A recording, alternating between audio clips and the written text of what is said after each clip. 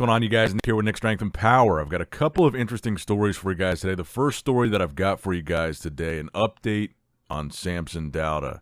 Earlier today, he officially confirmed that he will be joining Oxygen Gym, but it looks like he won't be being coached by Oxygen Gym. So a little bit of a odd arrangement here. So he says, I will be joining the O2 Gym's team under the watchful eye of Bader Budai and the Oxygen team while being coached by my wife, Marlena.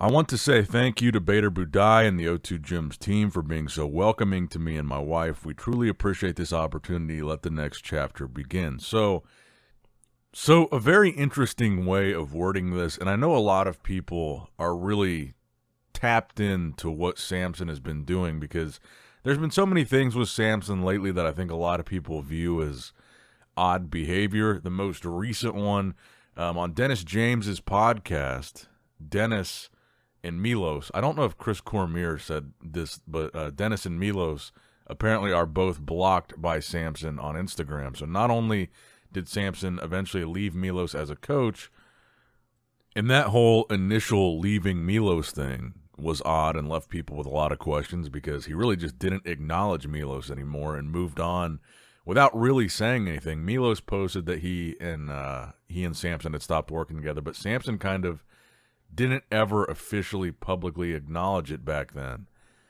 And now he's blocked his old coach and Dennis James for some reason.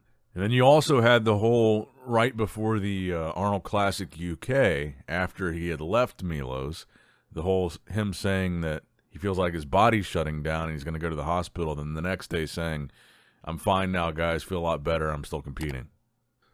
And I mentioned some of that stuff because I'm assuming the reason he would block someone like Milos or Dennis, because it's not like a guy like Milos or Dennis is just out there on a podcast trashing Samson.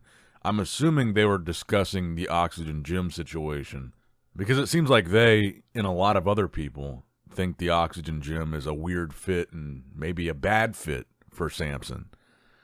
But frankly, who knows what this really means? So he's going to be there physically at the gyms. He's going to be training there physically at the gyms. I'm assuming, just like all the other bodybuilders that went there, his food will be free and his special supplements will be free. So I have no doubt that Samson will be taken care of there, and he says he's not going to be starting that until the summer, so that's going to be his Olympia prep. So I have no doubt they're going to take good care of him. But when it comes to the actual prep for a show, he's saying his wife will still be coaching him. And maybe eventually he'll change his mind on that. Because they do have coaches like Abdullah that are specifically for prep, and Abdullah, like you guys know, prepped Brandon Curry. So I really wonder how this all came to be. It does seem a bit odd. Then he also posted this video that was a promo for Bader Budai's Dubai Pro, which I am really excited for this show. The prize money is insanely high for a brand new show. $100,000 for first place in men's open bodybuilding. I think we're going to see a lot of really good bodybuilders turn up for this show. And I've heard rumors, again, Bader Budai is kind of this mysterious figure that seems to have just an endless amount of money. And I've heard rumors that he's talking about pushing next year's Dubai Pro, the prize money, to even more than the Arnold or the Olympia. So if they're both at $500,000, he wants to push past that because he's just got so much money. Why not? But anyway, the point that I was going to make with this Dubai Pro part of the video was it felt really weird. Like, if you watch that video, the vibes were off.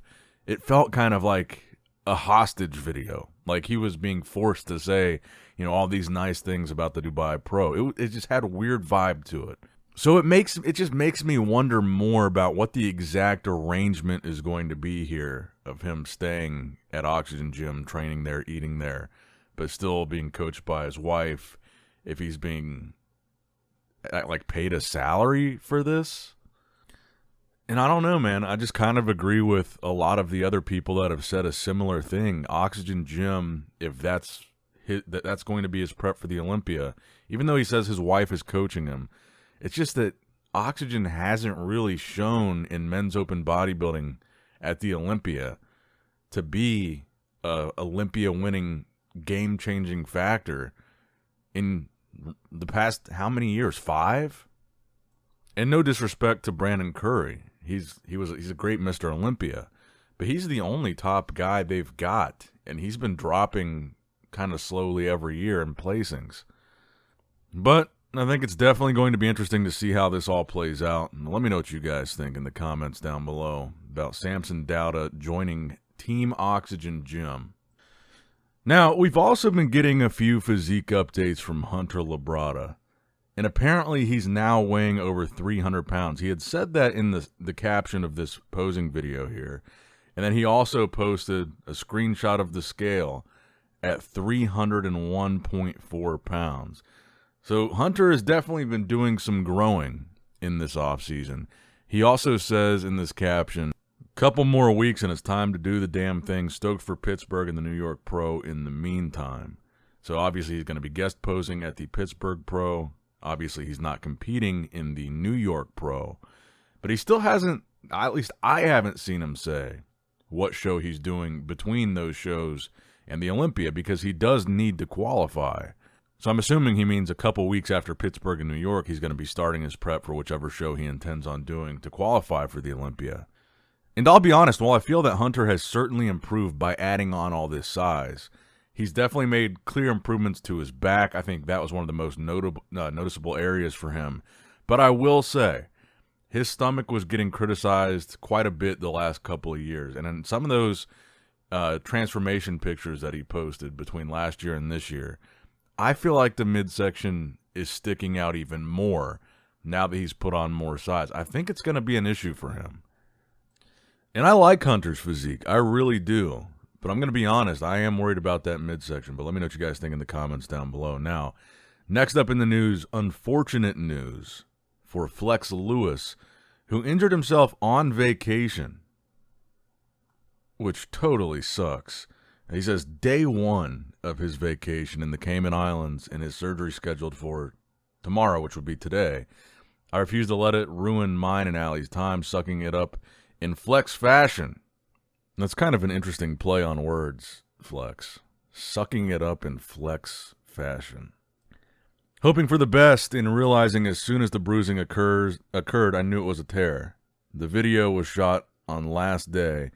The MRI confirmed a full tendon tear off the bone. I navigated through the last 2 weeks of contractual obligations, telling only a few, but all through this, I've kept a positive mindset in this process. It's happened, and I can't go back. So obviously, it just sucks in general that Flex is injured, but it also sucks because kind of around this time, Flex has been posting a lot more current physique updates than he typically does. And it even said, and I believe this was towards the end of 2023, that now it was more of a never say never type of thing about him coming back to competing. And he said he could be convinced if the price was right that he would come back and compete at the Open Olympia. So he had said in the past that he's officially retired, never coming back. Kind of changed his tune on that towards the end of 2023. And then this year's been posting a lot of physique updates that actually have looked pretty impressive, current physique updates. But a tendon tear like this off the bone, especially at his age, because he is older now. He's 40. He's in his 40s. You combine that with the fact that he's already been away from the stage for, what, 6-7 years? It really does, unfortunately, make it look a lot less likely that we would see a Flex Lewis come back. Which sucks because that's something I would love to see. Now, next up in the news, we did also get a few physique updates of Nick Walker. We are now, realistically, almost 1 week out from the New York Pro, but we're just a couple days away from seeing Nick take the stage in Pittsburgh. So I haven't really been talking much about the physique updates that he posted this week because we're literally going to see him posing on stage in posing trunks in a couple of days. So, you know, the gym selfies and stuff, not super important as far as showing us what he's looking like going into the New York Pro, because in a couple days, we're going to see him on stage and next to at least one of the guys that's doing the New York Pro, Martin Fitzwater. And possibly that could be your top two.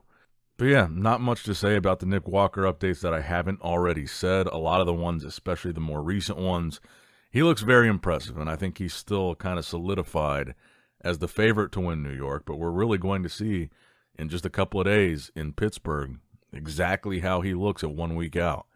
But that's going to wrap it up for the video today, guys. I hope you guys did, in fact, enjoy it. Make sure you let me know what you guys think in the comments below. Like the video, subscribe to the channel, click that bell notification icon if you have not already. And as always, I love you guys. Appreciate you guys. Nick Strength and Power signing out.